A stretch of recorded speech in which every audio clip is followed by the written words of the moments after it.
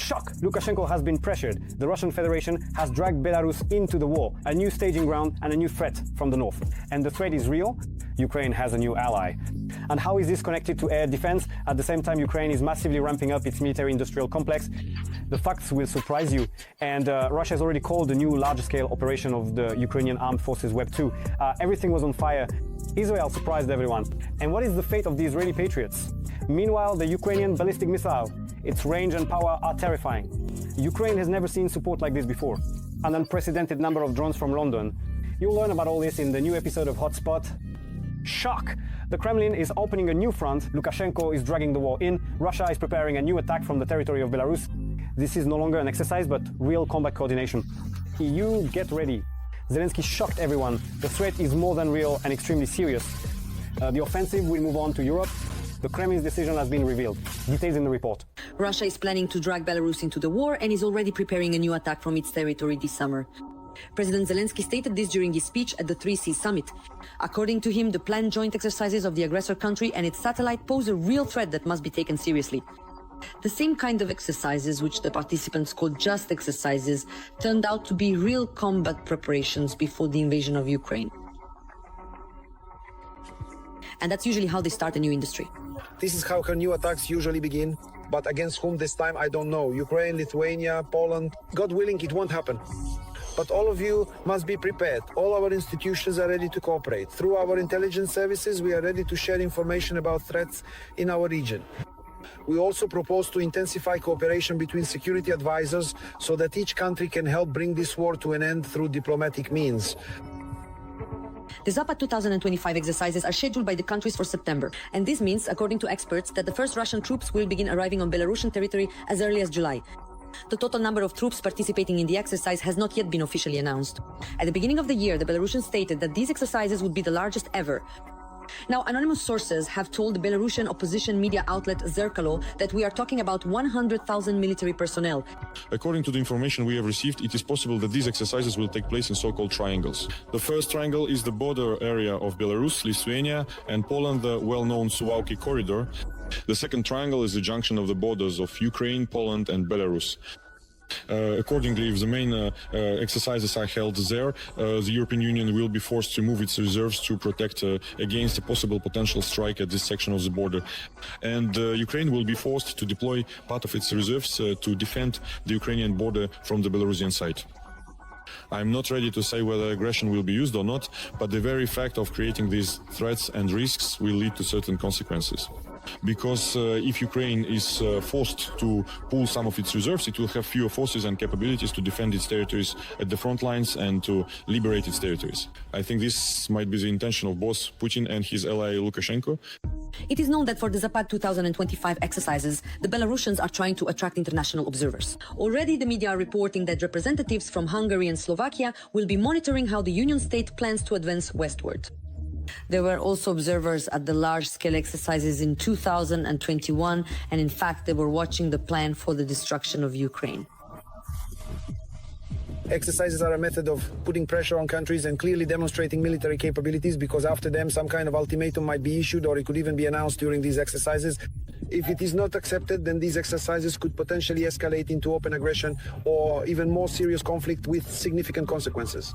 In 2022, let me remind you, the exercises began in December 2021. At that time, we heard Putin's ultimatum that NATO must return to the borders of 1997, that the Baltic states must leave NATO, because according to the agreements made when they gained sovereignty and independence after the collapse of the USSR, one of the conditions was that they would not join anti-Russian blocs and would not become members of NATO. And it is precisely from this that the Russian narrative emerges.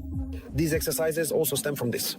As soon as they begin, we will hear a new ultimatum, and the observers will act as agents of influence, telling us that there is such an armada there that we cannot withstand it, and that we should negotiate while there is still room to make concessions. In an interview with the publication Current Time, representatives of the organization Belpol, founded by former Belarusian security officers who opposed the Lukashenko regime, stated that, in their opinion, the Zapad 2025 exercises themselves are unlikely to pose a direct threat to the Baltic states and Poland.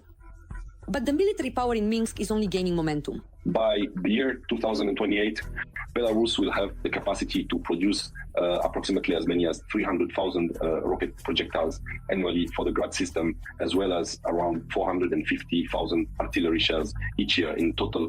And in addition, more than 100,000 unmanned aerial vehicles of various types in total. Virtually all Russian equipment, even the very oldest Russian equipment, will be modernized thanks to Belarusian enterprises that produce advanced sights for armored vehicles, for all types of armored vehicles. The year 2028, that is the year NATO has referred to as the potential year of a confrontation between the alliance and Russia. According to experts, the accuracy of this forecast largely depends on what kind of peace deal the United States manages to impose. Ukrainian experts are less optimistic. According to their forecast, the West could be forced into a confrontation with Russia and its satellites due to their aggression even earlier. And let no one be misled by the fact that even now, the Russians are sending both convicts and cannon fodder recruited from all over the world to the battlefield. The aggressor country, which knows how to wage modern warfare, still has enough resources for aggression. That is why the democratic world must do everything possible to prevent exercises, combat coordination, and therefore aggression from the territory of Belarus. But for now, Ukraine's partners don't even have a unified position on what role Belarus is playing at this stage of the war. Exclusive Web 2. Ukraine has expanded its own military-industrial complex and is striking harder than ever before. Shocking footage. In Russia, they're already calling this the new web. Airfields, oil refineries and warehouses are burning. Everything is in flames. Ukrainian production is ramping up, and the enemy is feeling it firsthand. You just have to see how the Ukrainian armed forces are tearing the Russians apart. There it is, look, Grandpa, over here. The main thing is not on us. A preemptive strike. Before a massive attack by Russian criminals on Ukrainian cities, friendly drones are flying en masse into Russian territory. This is the Bryansk airfield burning. There, a Mi-8 helicopter was destroyed and a Mi-35 was damaged. And this is the oil depot in Engels. We hit it. We hit it, look, we hit the depot. This oil depot is not an ordinary one. It is from here that fuel is shipped for Russian bombers. Was shipped. At least 3 storage tanks are on fire. And this is no longer Engels, but Stovo, a city near Nizhny Novgorod at the Lukoil oil refinery. Drones come and make a turn and locals have time to examine the construction. So, its engine is at the bay. It has an engine in the backseat. It's making a circle. They hit us pretty hard. The oil depot is burning in several places. The drone just hit Lukoil. Wow. Lukoil is on fire. Lukoil is burning. The fire there is just devouring everything. Another fire. Now this is Crimea, Oktyabrski airfield. After the drone attack, half the sky was covered in thick smoke. That's it. Oktyabrski airfield is finished. And this is the explosion of Iskander missile launchers in the Bryansk region. Historic footage. For the first time, Ukrainian forces managed to track and destroy such a high-value target. And finally, this is the Su-35 burning out in the Bryansk region. Just look at how many events there are. And all of this happened just 1 week. Even the explosion on the Kerch Bridge, it feels like that happened a very, very long time ago, but it actually happened just on Monday. And although the occupying authorities claim that everything is fine with the bridge, just look at the lines in Chonga right now. The main traffic, the Russians are trying to route not through the Kerch Bridge. And this is already a classic move from the SBU. In this service, they deliberately wait a few days for the Russians to react, and then the reaction comes in their foreign ministry, and not just anyone. Deputy Minister Sergei Ryabkov denies that Ukrainian drones destroyed 4 dozen strategic bombers and other aircraft. As he wrote, there is nothing even remotely like that. And after this statement, the SBU released this video showing dozens of burning aircraft. Here you can clearly see how the drones take off from a truck and calmly pick their target. And no one even tries to shoot them down.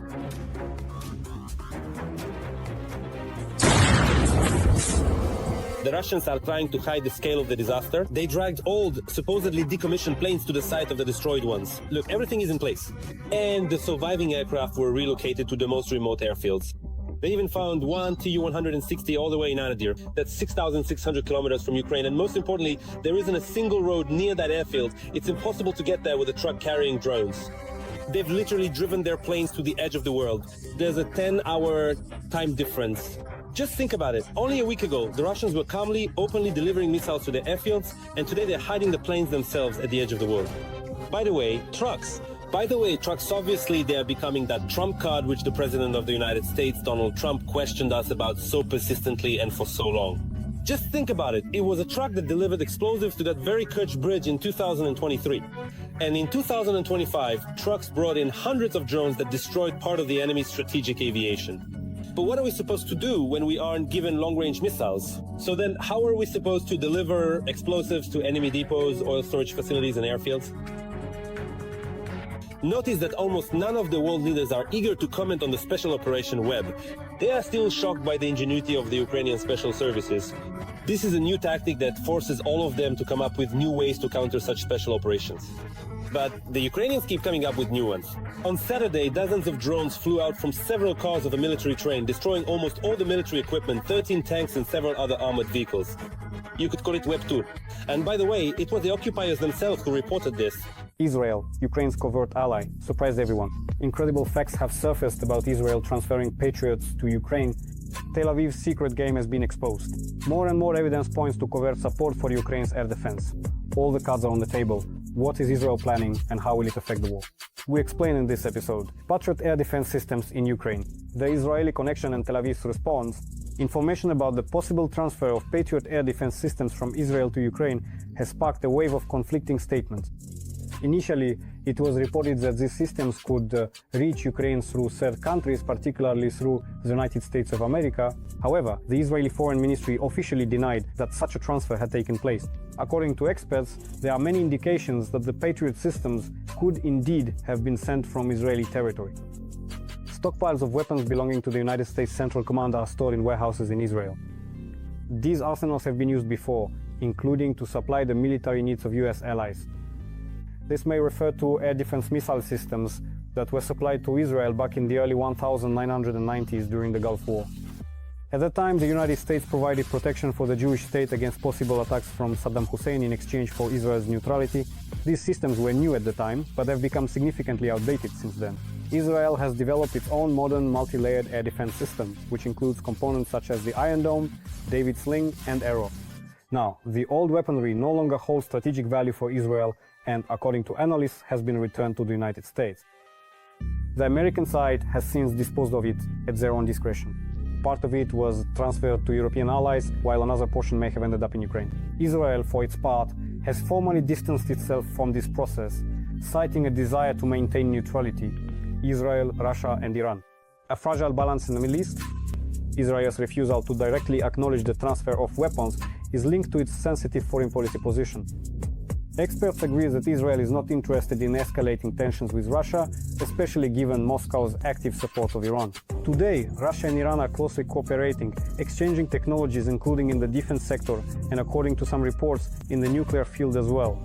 Experts note that Iran has already accumulated a sufficient stockpile of enriched uranium to produce nuclear weapons. This changes the strategic balance across the entire Middle East. According to analysts, it is in Russia's interest to prolong negotiations around Iran's nuclear program. Russia is not interested in either returning to the nuclear deal with the United States or in a military strike on Iran's facilities. A protracted diplomatic process is the most optimal scenario for Moscow. At the same time, Israel views Iran's nuclear ambitions as a direct threat. Israel maintains a cautious stance despite the tensions. The Israeli leadership prefers not to escalate conflicts with Russia to the level of open diplomatic confrontation. Israel avoids drastic measures such as summoning the Russian ambassador or making public accusations. Experts attribute this caution to a desire not to open a new front amid internal and external challenges. The situation is further complicated by the fact that Russia actively supports forces hostile to Israel, such as Hamas, Hezbollah, and the Syrian regime. Moreover, after the weakening of Iran's presence in Syria, Turkey is becoming increasingly active in the region, which also requires Israel to engage in complex diplomatic maneuvering. Society and politics different reactions. While Israel's official position remains neutral, public opinion is clearly on the side of Ukraine. Israeli society expresses strong sympathy for Ukrainians and their struggle against Russian aggression. This creates a certain internal dissonance between the government's position and the sentiments of its citizens. At the same time, a Ukrainian MiG-29 carried out a precision airstrike in the Zaporizhzhia direction. There, on the Zaporizhzhia front, a MiG-29 fighter jet of the Ukrainian Armed Forces Air Force successfully struck an enemy UAV operator's command post. The strike was carried out with guided aerial bombs with high precision. After the command post was hit, a second bomb destroyed an ammunition depot and the occupier's fuel and lubricant reserve. The operation became yet another example of the effective use of precision weaponry against the enemy's critical targets. Success was achieved thanks to modern armaments and the coordinated actions of the armed forces. At the same time, in the Donetsk region, a Russian Pion self-propelled artillery unit worth over $1 million was destroyed. Aerial reconnaissance units of the Black Forest Brigade detected the enemy's Pion self-propelled guns and adjusted fire onto its position. Thanks to coordination with adjacent units, the installation was destroyed by a precise strike. The self-propelled artillery unit, worth over $1 million, was turned into a pile of scrap metal. This successful operation once again confirms the effectiveness of Ukrainian intelligence and artillery in detecting and destroying the enemy's expensive equipment. At the same time, regarding the issue of a Russian landing in the south is impossible.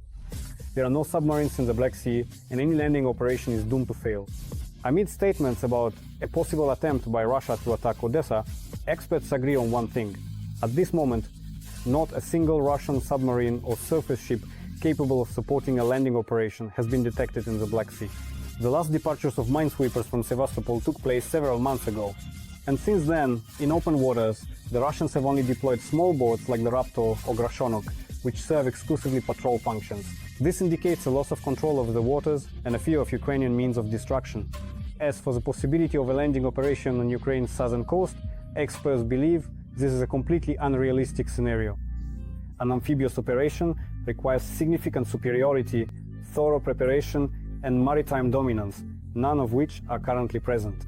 The route to Odessa passes through dense fortifications and defensive lines, as well as at least 3 water barriers, which simply makes rapid and undetected advancement impossible. Moreover, the large landing ships of the Russian Black Sea Fleet are in critical condition.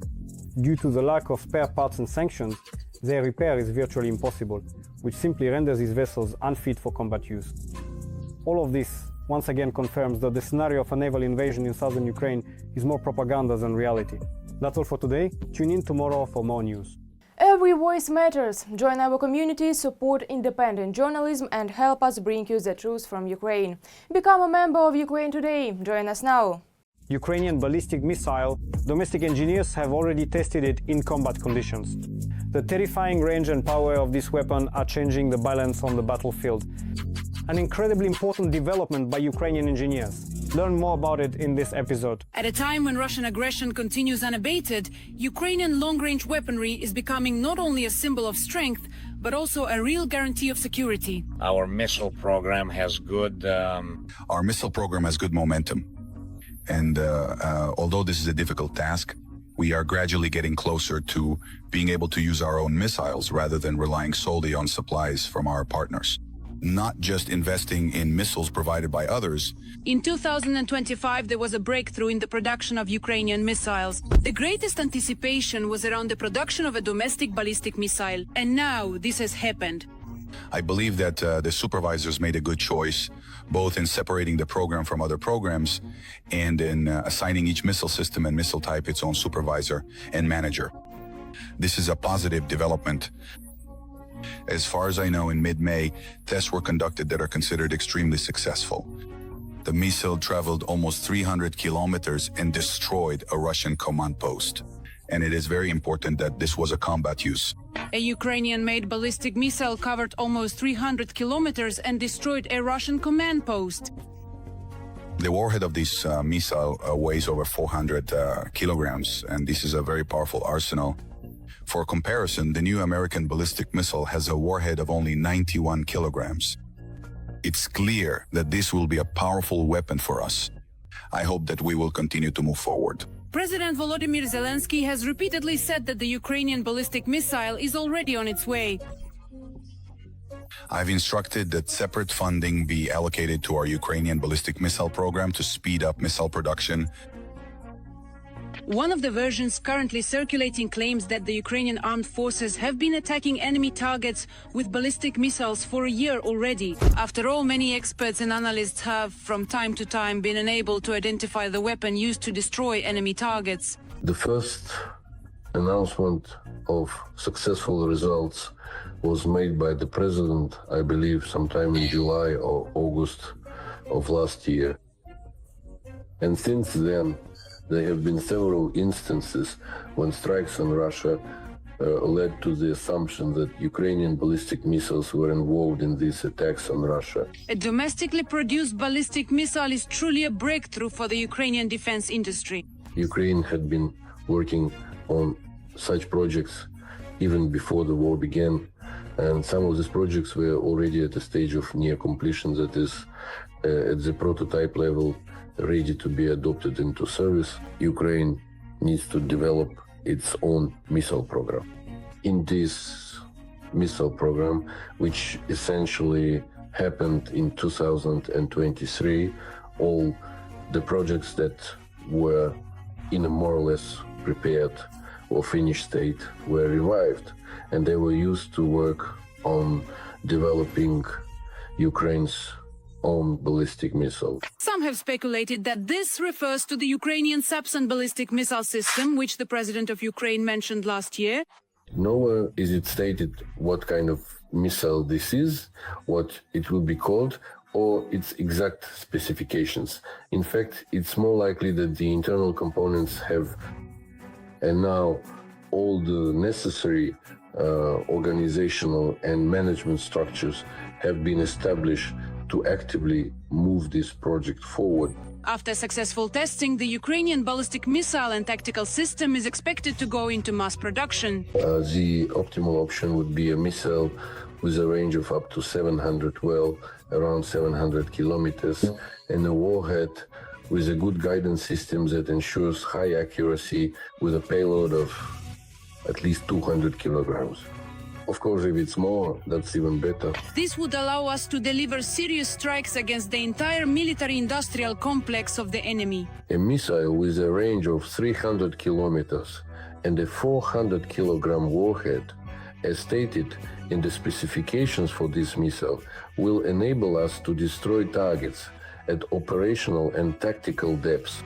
This is also very good because, in fact, all command and control of the troops, all military logistics, all the depots, they are all located in this zone. Ukraine has already made attempts to develop a ballistic missile over the past 30 years. At that time, domestic capabilities were limited by the intermediate range and shorter range missiles treaty. Everyone remembers that when the Oreshnik appeared, we learned that there was a treaty on intermediate range and shorter range missiles.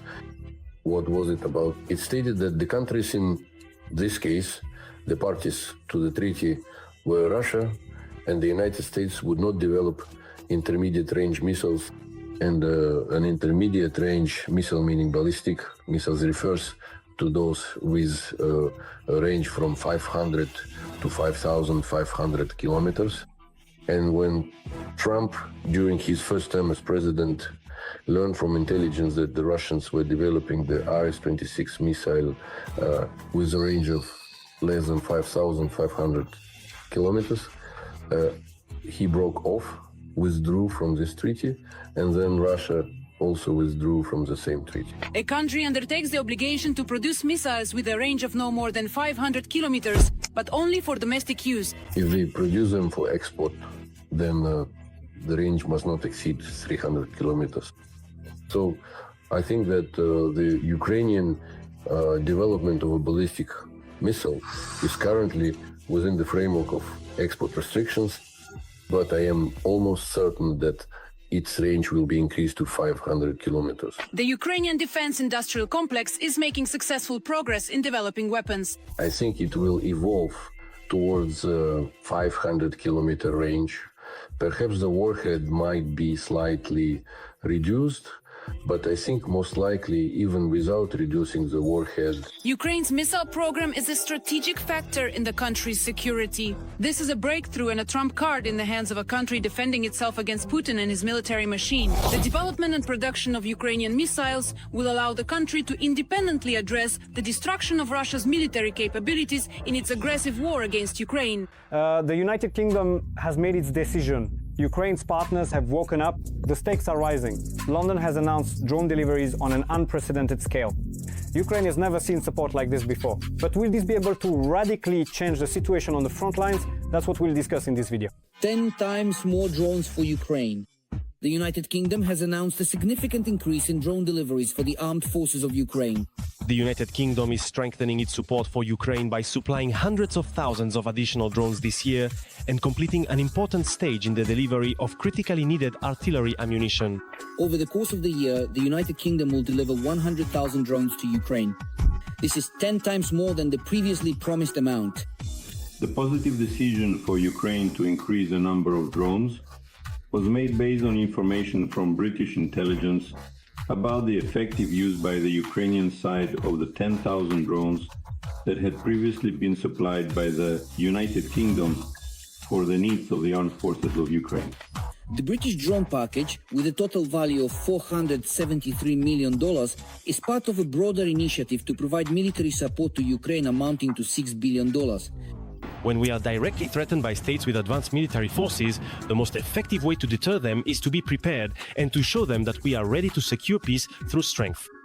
Essentially, while Washington continues to play games with Putin, London is demonstrating its full commitment to Kyiv and to defending Ukraine from Russian aggression. At this point, we can say that the United Kingdom is effectively leading the anti-Putin coalition. A vivid example of this is that it was the UK that chaired the most recent Ramstein meeting. It was this country that organized the latest coalition for military technical assistance to Ukraine's defense forces, specifically at the moment of transferring FPV drones and their production, including on Ukrainian territory. It is worth recalling here that the kingdom was previously a pioneer in providing Ukraine with heavy Western equipment, particularly Challenger tanks, as well as long-range Storm Shadow cruise missiles.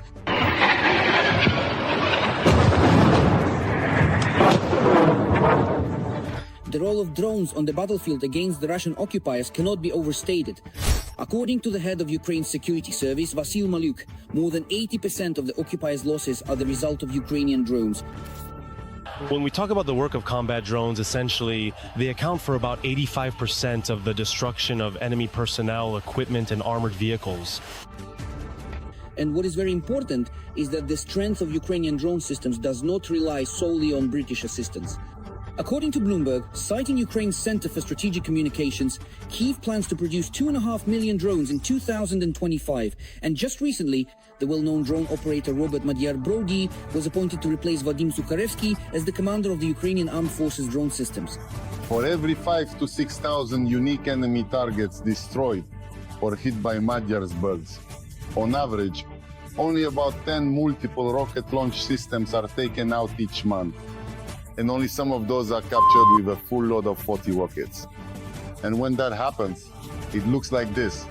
Boom, crash, jaga jaga, you.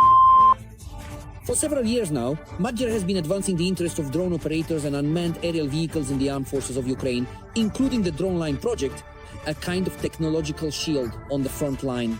Magyar hasn't even started carrying out his new duties yet, but panic has already broken out among the Russian Z forces.